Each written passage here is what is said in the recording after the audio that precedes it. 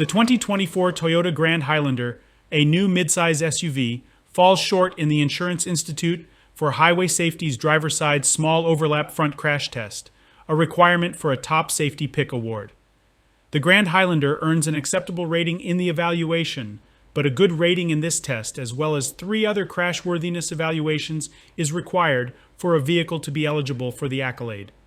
In the driver-side small overlap test, the safety cage protecting the driver was somewhat compromised. In addition, the driver dummy's head rolled off the left side of the front airbag toward the gap in coverage between it and the side curtain airbag during the crash. Aside from this test, the Grand Highlander performed well in the Institute's crashworthiness and crash prevention evaluations.